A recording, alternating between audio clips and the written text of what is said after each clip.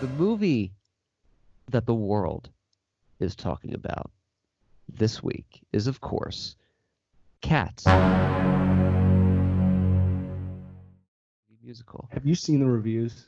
They're Have awful. you That read any of the reviews? Like, they're hilarious. it's getting bombarded. It's so Bashed. bad. The people in the movie aren't even like tweeting about it anymore. They're not promoting it. They're just like, this is bad.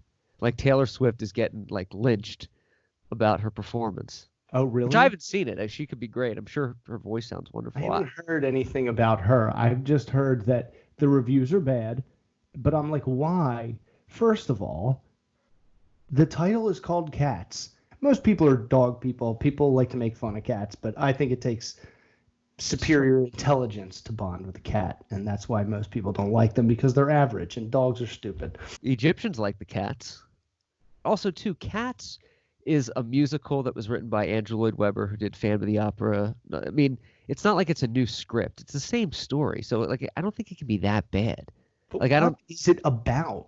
There's like this clan of cats, and they're trying to like save something or someone, like some other cat. And there's like a tribal kind of group. There's like two different groups of cats, Oh, and that's all I really know. I've never seen it. okay. So it's like good guys versus bad guys. Something like that. Yeah, but I don't. With cats. I don't know how it could be awful. Like it's a musical of pre-written stuff, unless the acting in between is bad. I mean, the main feedback I've heard is that it doesn't translate from Broadway to film because on a stage there's like a lot of room for a lot to be going on at once. Yeah, And right. in the play, apparently off to the side, cats are doing other shit like around the main scene that Right. it's not extremely crucial to the story, but some of it is. I do think it's hard to do Broadway to movies a lot though. Like it just doesn't work. They're written for the stage, and if you put it in a movie, they try to make it cinematic. Like sometimes it works, like Les Miserables and things like that. But for the most part, I don't really like to see musicals. No. I don't like to watch movies where unless it's a Disney movie, where every 2 seconds there's like a song, because then I forget that it's a musical and I'm like interested in the story, and then they're like, clowns never laughed before, and then you're like, oh, okay, it's a song. Right. And if you don't like the song, they're usually like 5 minutes long. They're usually like kind of lengthy songs. 5 is ambitious. Usually they're more. They go on, and a song kicks in a scene right before one sentence could deliver the emotion that the character and like the issue the character's facing. But instead, you get this like drawn out after like 10 Right. seconds of the song. You're like, yeah, I get it. Let it go. Gotta go. Walk Keep away, going. Let it go. I get it. I'm not a fan of singing, and you're right though. In like a cartoon, animation can really hold your attention because there's no rules. But in like a movie or a play, you're like, I just have to look at this person's face. Yeah, sing what is this? song? It's like why in like The Little Mermaid when Ariel's singing, it's a simple song, part of the world. The animation and the lighting and like all the little gadgets and the fish and stuff, like it works. But I wanted to bring up, John, one of my buddies posted something on Facebook about his thoughts on Star Wars. I'm going into the movie now, and I'm not reading anything in fear of spoilers or something. And somebody commented, are you seeing Bombshell or Cats? And he's like, very funny. And then somebody else said something about Cats. Before you know it, this whole thread was taken over by how bad Cats was. And I'm like, it can't be that bad, truly. Yeah, I know. Right, exactly. Like, what expectations do you have anyway? It's called Cats. That is a great topic, perhaps for another show. The expectations that people just, for some bizarre reason, put. A movie is something that you should have no expectation for. No. You should just go in, you take what they give you, and that's that. Yeah, enjoy it. Getting like angry about it and like taking it with you somewhere else in like a non-productive way, because I can understand inspiration. You go and see a movie and you take it with you for the rest of your life, and and you apply what you took from it to like constructive things. But when you're just like mad about things, it's like then do a better one. Then make a better film. If you're so great at filmmaking, like go ahead and make one. Right. It happens all the time too. People get angry. Remember Aquaman? Someone's like DC. DC stands for doesn't care anymore. It's 3 letters. But they were so angry about it. And I like Aquaman a lot. I like Jason Momoa. Made a billion. Yeah, he does. I think he's great. He's like an environmentalist. He cares about like the oceans. Like I think he's an awesome dude. What expectations do you have? It's about a superhero underwater that's been established for like 50 years. That's why the last two Avenger movies, why I like have been so like vocal about how impressed I am, because I went into those movies without expectations, just like, all right, well, it's a superheroes. It's almost like an obligation of mine. And what they delivered was so beyond any sort of expectation I may have had that like I'm like, holy shit, like these guys really figured it out. But still, yeah, it works. Every time I go, I don't expect it to blow my brains out. I'm just like, here's somehow a whole bunch of people got together and worked together for 6 months, and like here's this thing that they made. Terry Gilliam, the director who did like 12 Monkeys and Fear and Loathing, he came out today talking about how Black Panther, the film, angered him because he doesn't think that people went to Africa and that it's not a good film for Black people to look up to or something like that. He's like a quote away from being like blacklisted. He's really teetering on the offense. The director of Black Panther came out again and tweeted, actually we did go to, he's Black. What's the guy's name? Forget his name. It's a cool name. He did like a lot of like African American films. He's a great director. But he came out, he's like, actually, we did go to Africa, and we did a lot of research in Africa on this film. And Terry Gilliam was like, backpedaling. You're giving like false hope to Black people. I'm paraphrasing here. They're focusing on all this bullshit. And I'm like, what did you expect out of this film? The film Black Panther might give people hope. If not, it'll give them entertainment. I don't know how you can spin the negative on this, but that's just another point of people, that like to just like poke at things. See, he's probably just jealous that his career's kind of washed up at this point, and he's not making $1 billion a film, and he's like, well, watch my movie. Yeah, right. I thought Black Panther, that was a movie that I kind of forced myself to watch because I was it's a just great like, flick. I was like, oh God, Black Panther, like that's such a odd character, considering there was like a group in the 60s called the Black Panthers who were known to kind of maybe be violent. I don't know. I could be wrong. But I was just like, gosh, is that the only Black character that they came up with? Black Panther? It's funny. Like, that's so uncreative. It's not creative. And then I was on a flight, and it was like a long flight, and that movie's like almost 3 hours. I was like, all right, I'll give it a chance. And it's fucking awesome. And guess what? It shows you the position America is in.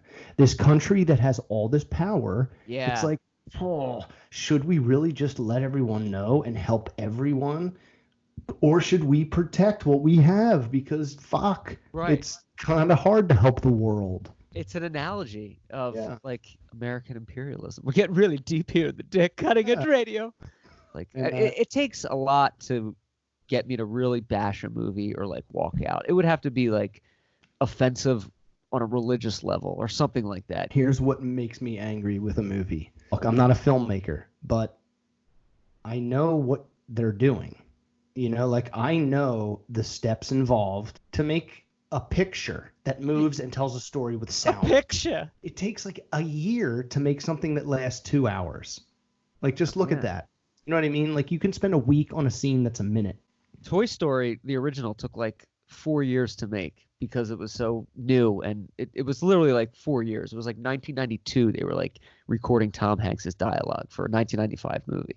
If I can watch a movie and go, oh, they are mailing this in. They either were rushed or they were just lazy. If I can see that in a film, then to me it's bad, because it's like, if you didn't pour everything you have into this thing, I'm gonna notice. I'm gonna see the laziness. Yeah, and you're gonna know. There's only one movie that I really like. I went to a theater. It was produced by a major, production company, and it had characters that people know.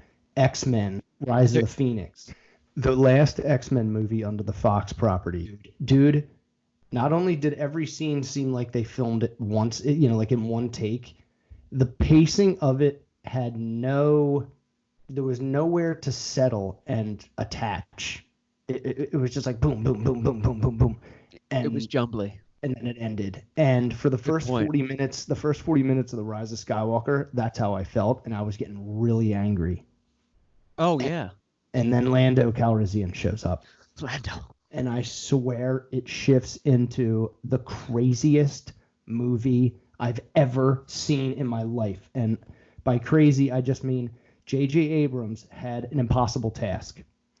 He was brought in late. It was supposed to be Chris Terrio, and because the Last Jedi did so bad with the fans, Yeah. Disney panicked. They brought J.J. Abrams in to do this movie after Last Jedi, which I thought was a great movie. We didn't get God version Luke, but that was how we saw Luke last.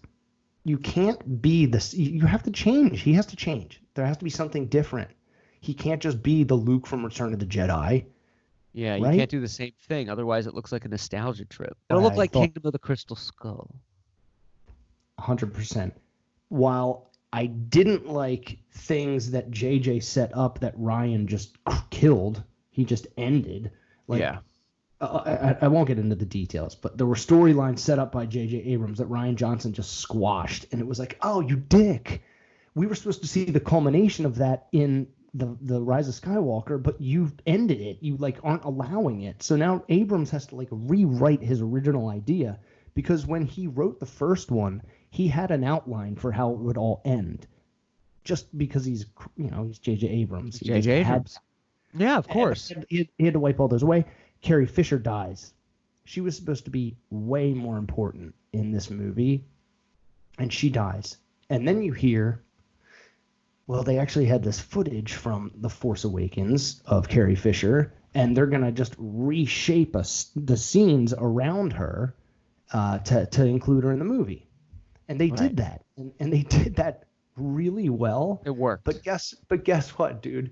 The whole time, everyone knows not only is she dead, but everyone knows that they used old footage and bent it into this movie. So you're looking at it differently. Yeah. You know what I mean? If you didn't know ahead of time, I don't think you would have been able to tell because it wasn't that bad. Yeah, I'm wondering if you went in there like oblivious to it, like you were living under a rock and you saw that what you thought it would be. It probably would get past a lot of people. Yes. It would probably get past most people. It's like one of those things where like when someone tells you, no, this is my natural hair color. And then you see a picture of them with gray hair. And then you look at them again and you're like, oh, yeah, that's totally fake. Now that I'm looking at it. Or if a girl's iceberging you and you see it and you're like, hello. George Lucas, by the way, is like this old guy that sold the car that he loved and is still hanging out with the owner that bought the car and is like, you should really like flush the transmission this way. And they're like, okay. Bob Iger said in an interview that when they bought the rights to Lucasfilms, to Star Wars, that they knew going in there they were going to throw out his ideas and start over and maybe use some of them, but they did it out of respect. Like all of the stuff of George Lucas consulting the Star Wars is out of respect. And they didn't use his ideas for this last film, and he was bitter about it. And he didn't show up at the premiere. He was like the only one person that was not deceased in all of like the original cast that did not show up. Like Harrison Ford was there.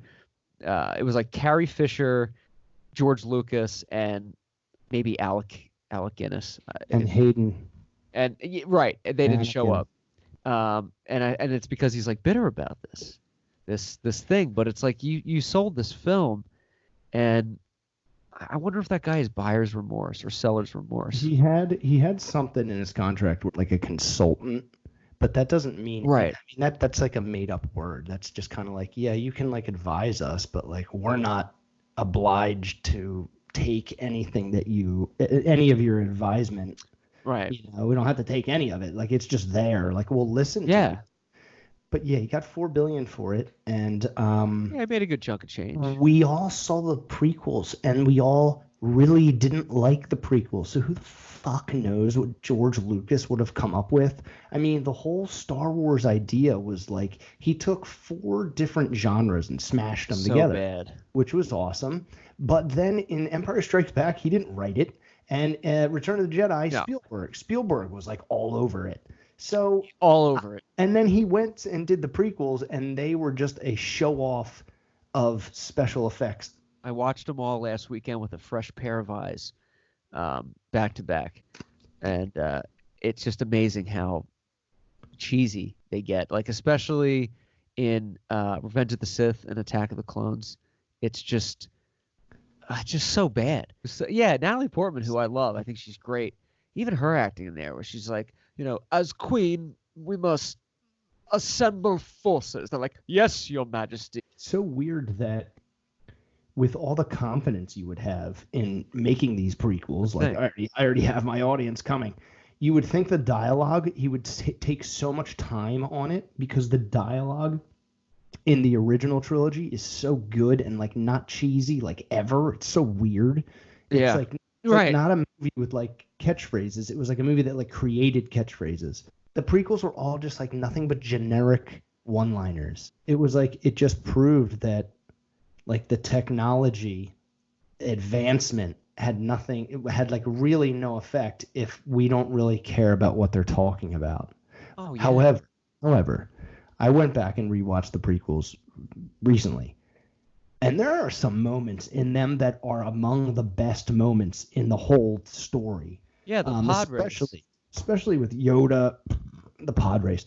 If you watch the pod race, it was made on iMovie, I think. Yeah, the scene where Yoda fights Darth Sidious, the Emperor, where he fights him, is like awesome because it's little Yoda. Fights Dooku, Palpatine, jumping all around. But like in so Attack good. of the Clones, fights Dooku. It's got Mace Windu and the purple lightsaber. You can't beat that. And when they kill, I never saw Attack of the Clones or Revenge of the Sith ever before. I've only seen Phantom Menace, and it was like originally. So when I watched it, I realized, oh, that's how Palpatine got all disfigured from Mace. It was Sam Jackson from Jurassic Park. See, Mace Windu is like a special type of Jedi. He's the only one who has a purple lightsaber because he can harness the light and the dark side, and that's how he was able to overpower the Emperor. Like he he was about to like fuck him up, and then Anakin came in. And he was like a chief Jedi. Yeah, he was like one of the top Jedi, which is like a bummer because you didn't get a lot of them. I'm gonna need some double-sided tape. Benjamin Moore, grade A paint. When you mentioned a minute ago, you talked about the memorable quote. Star Wars is a movie that creates quotes. If you go back and watch A New Hope, I watched it again last night for the first time in a while. How many quotes in that movie are now cliches today that are used in like every movie? It's like, how are we getting out of here? And I don't like the looks of that. And great idea. Now what's your plan? I got a bad feeling about this. There's so many quotes that you forget. Oh yeah, that was from Star Wars. But because they're so like memorable, they're used and spoofed and redone in pretty much everything. It's amazing.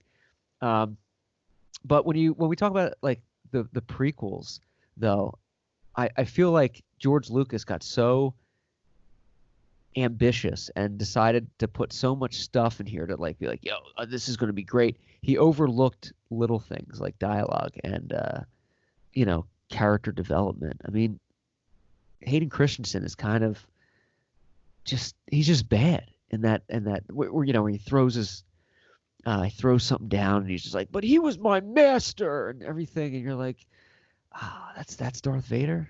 Really? Oh right, yeah. He's like, he's holding me back. He's holding me back.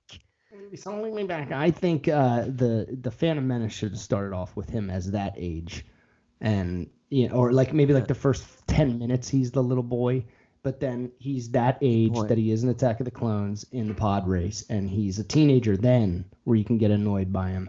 But then in Attack of the Clones, he would become the guy that he is in Revenge of the Sith. Yes.